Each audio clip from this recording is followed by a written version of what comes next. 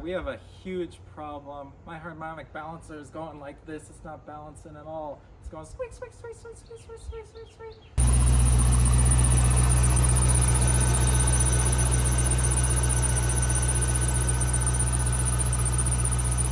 So it's really annoying, and to get to it, we're gonna have to take a bunch of stuff out of the way. So let's do that. Step number one is we're gonna have to do some low car things. We got our little custom ramps here. We want all wheels up in the air, so what we're gonna do is we're gonna pull forward and back it onto our custom ramps and the actual ramps and see if we can get it just a little bit higher up in the air. Little custom backup job, a little higher up in the air. All right, we got our kind of unconventional lift here in our DG driveway. And what we're gonna do is put these giant jack stands under here so nothing falls. We're doing it on the side rails, so we're using these little hockey pucks, as Don Rickles would say. What are you looking at, yeah, hockey puck? So what these do is these just go in the mini jack slot, and turn them, and put the big jack under it. We gotta protect the clock spring when we're doing the harmonic balancer, so what we're doing now is we're tying down the steering wheel so it doesn't get way out of whack. Got this bungee cord. I hate these things. They always snap back in your face, but hopefully this will prevent the wheel from turning. Got the club on there too so we don't go way off, but let's see if this works. GM in all their brilliance decided, let's make this car a little European and have the hood open this way. That's a good idea. It just means you have no room to work on it from this angle. So what we're gonna do is we're just gonna take the hood off. We're gonna take these struts off, get this little retaining clip out. It seems very easy, but it gave me trouble on the other side. You gotta get them out and towards you. There we go. Got where the bracket is with tape, so when we put it back in, the hood isn't way out of whack. Gonna knock these bolts loose, and then once we get the struts off, someone's gonna have to hold it so it doesn't slam on us, and then we're gonna take it off. Make sure you take the work light plug out so you don't rip it off when you take the hood off. It's just got two connectors on the hood. You can just leave it dangling here. All right, we got the hood off. Look how much more room we have for activities.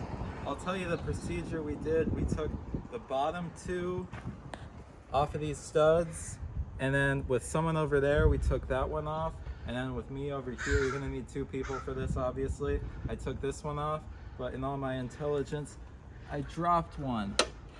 So let's get it. I love this tool, especially when it works. Got it. All right, now we gotta take the intake off, this fancy intake that's a little bit aftermarket.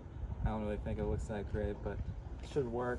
This is my least favorite thing, is taking off these little plugs, because they all look so similar, but they all have like a different way of being taken off. This tool right here though, looks very prehistoric, very simple. You just stick it right in there, up, and pull it off.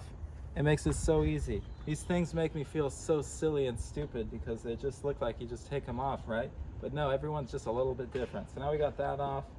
I'm gonna take this little hose off, break the intake off.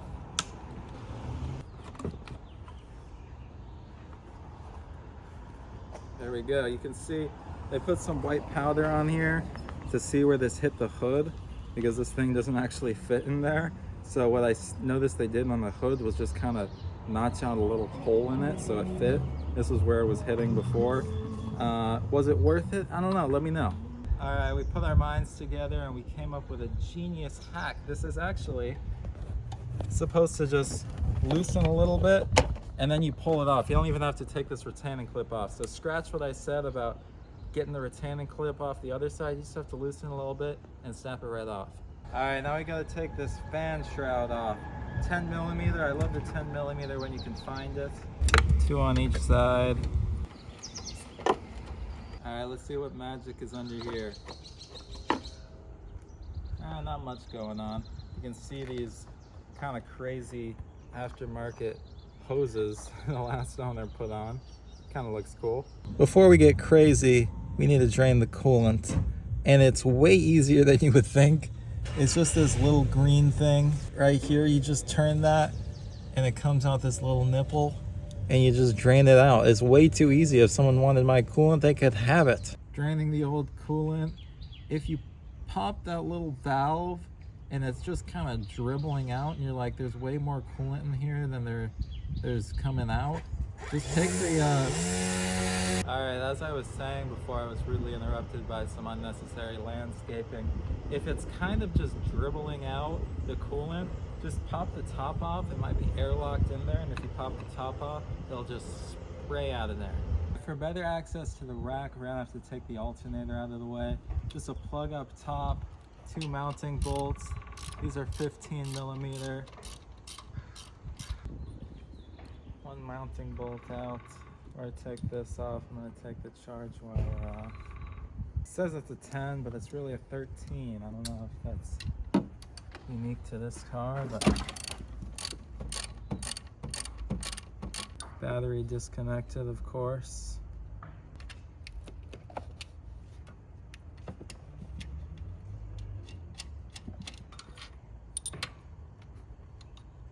This thing is pretty tight on there, so just hit it with a hammer, hit it anywhere, just bang on stuff, rip it right out of there.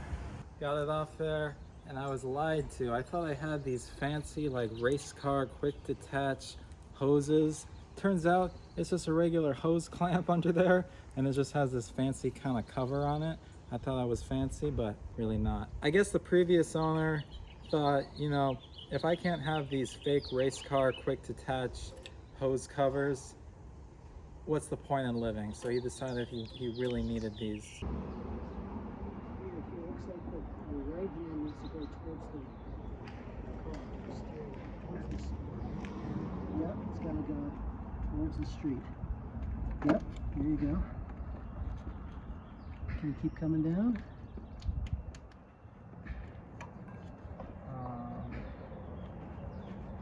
Yeah, keep coming down with the left side of it.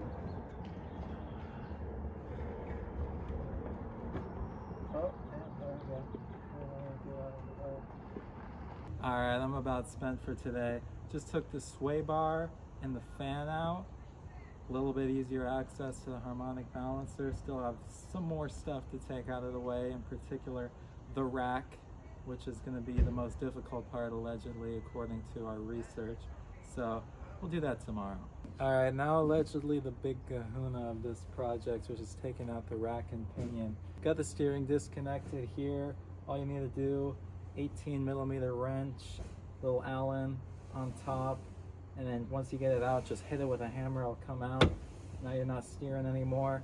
Next step, we're gonna need to disconnect the steering rack from the rack and pinion, and then we're gonna need to disconnect the hoses.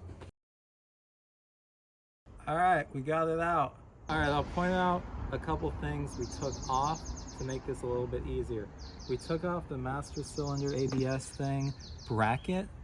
It's underneath there that just kind of holds it in place, but we got a little bit more room, and with this a little bit loose, we could kind of get it out of the way so we could get the steering rack out. All right, pointing out some more things. Remember to take this plug out. There's some sort of intelligence in here that requires electronics, so don't rip this out. Remember to unplug this. Once you get these bolts that go horizontal to the car into the subframe, with everything out, you can use a pry bar to just pry it straight up, and then you're gonna wanna remember to fully take off the bolt that connects the steering column to the rack and pinion, because there's like a little edge right at the end there that won't come out if you just loosen it.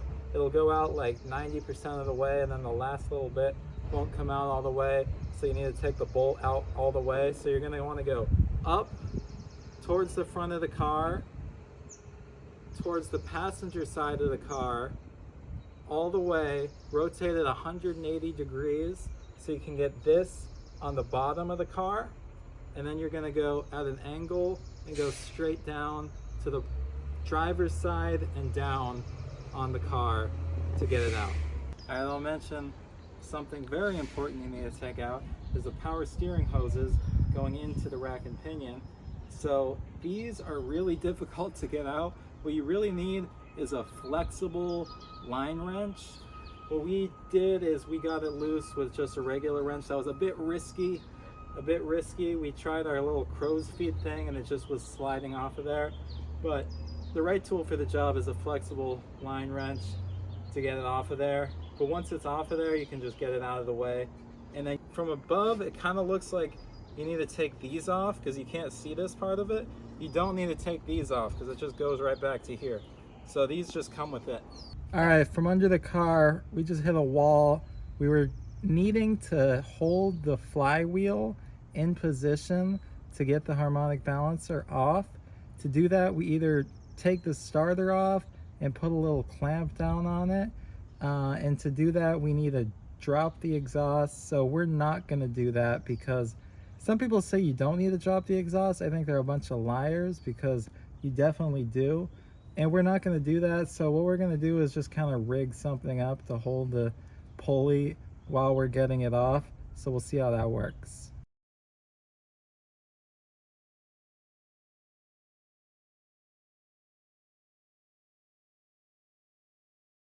All right, we went from doing everything the right way to doing everything the wrong way, but it turns out the wrong way is actually the right way because we did the method of taking the starter off and getting the little chuck on the flywheel, but we tried to loosen it and it just ripped right off. It just ripped the thing in half.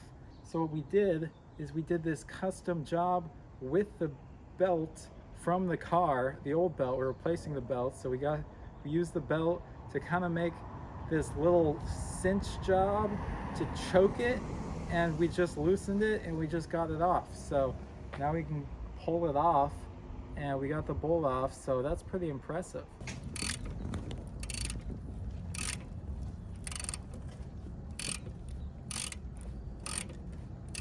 We got it off, and I'll point out now that we got it off there some little details of what we did. We used this puller, thanks to Jeff for loaning me the puller.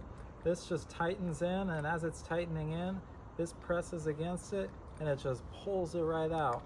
So that's pretty neat. Good tool to not have to spend money on. Here's our custom tool that we didn't spend any money on.